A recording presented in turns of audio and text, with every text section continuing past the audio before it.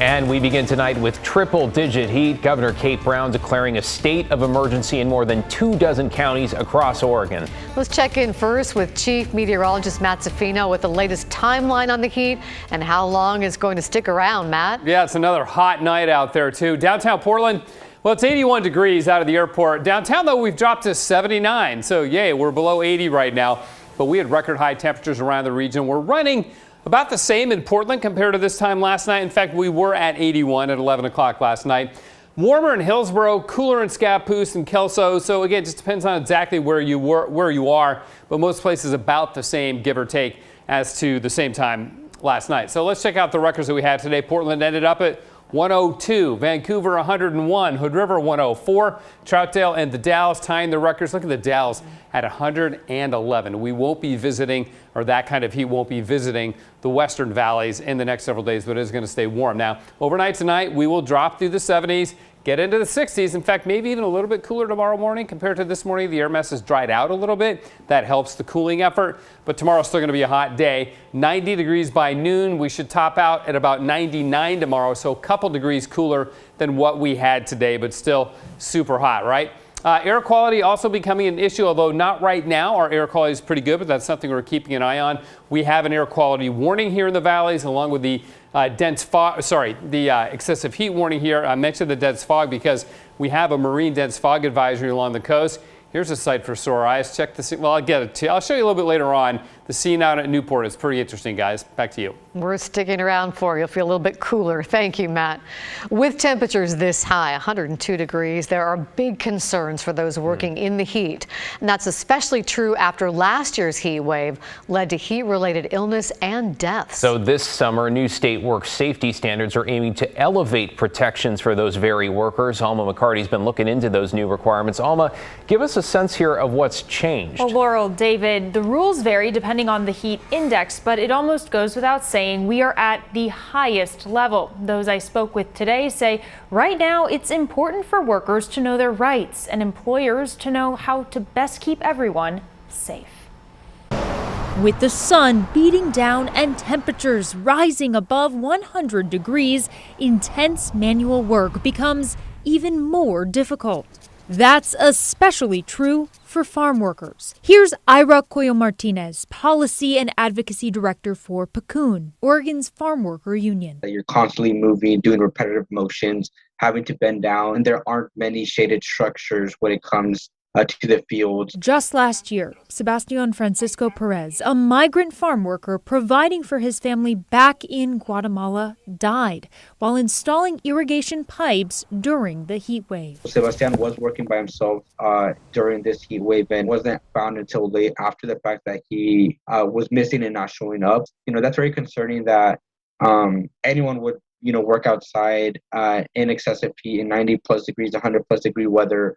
And the employer or other workers not knowing necessarily what they're doing or how they're experiencing working in those conditions. Tragic cases like this and other instances of heat illness across the state prompted leaders to act. Oregon OSHA created requirements to further protect people who work outside exposed to high heat or inside without a ventilation system. They implemented the brand new rules that took effect on a permanent basis starting on June 15th, 2022. Paul Cerner, an employment attorney, explains if the heat index is 80 degrees, employers need to provide access to shade and cool drinking water.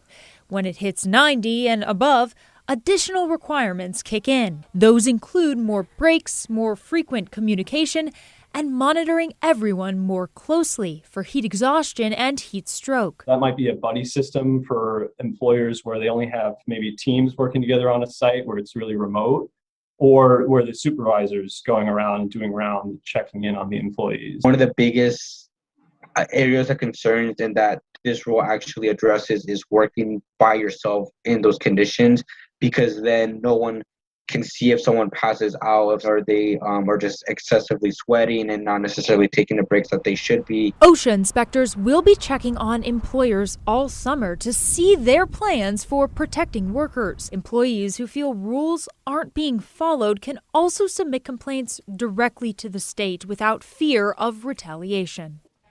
Due to the state of emergency in 25 Oregon counties that's currently in effect, employees working in the heat can take paid sick leave if their exposure to heat could cause them illness. Laurel?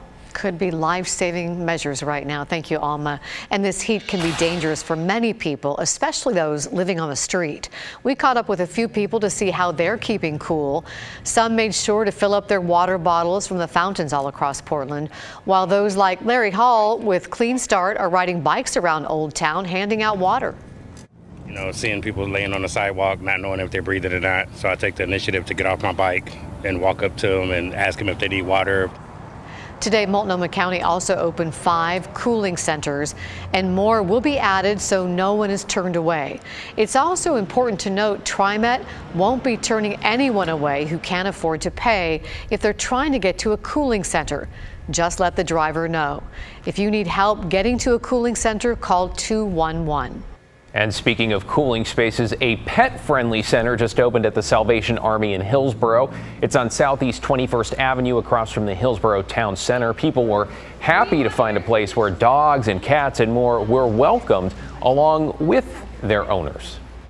It's so important to make sure that we have safe spaces for both humans and animals, because we know and we've seen time and time again in disasters, people would rather leave themselves in danger to the elements than leave their pets in danger and seek safety for themselves.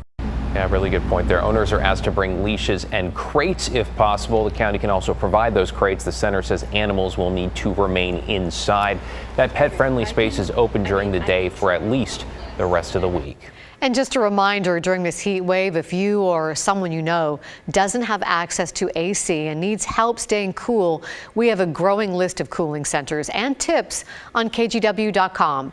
Just text the word HEAT to 503-226-5088 and you'll get that list sent straight to your phone. Well, let's get you caught up on tonight's other headlines now. Authorities have found the body of a missing swimmer at Hag Lake. He was swimming with family yesterday when they say he went under the surface and did not come back up.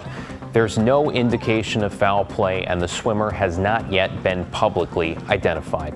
Washington state health officials confirm the first case of monkeypox in Clark County. They say the person who tested positive is a man with no recent travel history. He's currently isolating at home. Clark County Public Health is now working to identify people who were in close contact with him. And the search is on for a driver accused of trying to run over a Portland police officer. That officer then fired a shot at the suspect, but he took off, so it's not clear if he was hurt. This happened overnight in the St. John's neighborhood. Police were investigating gunshots near North Fessenden and Columbia Way. They found a possible suspect in a truck. That's when they say he rammed one of the police cars and almost hit the officer. Well, new tonight, a motorcyclist picking up coffee on his way to work is now in the hospital with serious injuries after he was run over Friday by a hit-and-run driver. Friends of the Hillsboro man are now speaking up and sharing video recorded by a surveillance camera in the hope it may help get the person behind the wheel off the streets. Here's Catherine Cook.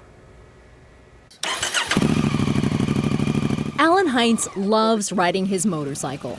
It's a passion he shares with his lifelong friend, John Torque. Well, he's more of a brother than a friend.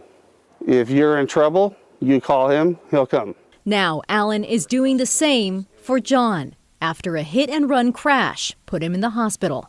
He has a tire track across his back. Thankfully, he was wearing all of his gear. It happened early Friday morning near this Dutch Bros in the Lloyd district. Alan says John was about to turn left into the parking lot off Martin Luther King Jr. Boulevard when a car hit him from behind. A security camera from a nearby business captured the moment. See those bright headlights? That's John's bike. Then the crash from behind. You can see sparks flying off the ground as the car pushes the motorcycle several feet to the overpass. A witness tells KGW the suspect hopped onto I-84 East and sped off. They say the car was a dark blue or black four-door sedan with the headlights off. This was a felony hit and run. This was John going to work, stopping to get coffee, and being rear-ended, rammed, ran over, and then basically left for dead in the middle of the street. Besides witnesses, John's friends are looking for more video of what happened here at Northeast MLK and Lloyd. They're asking people to check their dash cams and security systems for July 22nd around 1:45 a.m. We need to catch this person. Somebody saw it. With multiple broken bones and internal injuries, Alan says John's recovery will be long and hard. He feels for John's girlfriend and 15-year-old son and hopes others will donate to help them through. And he hopes for justice and safer streets. Whether the person was impaired, whether they were uninsured, I don't know. I don't know what the circumstance was, but one thing's for sure, it was the wrong decision. In Northeast Portland, Catherine Cook, KGW News.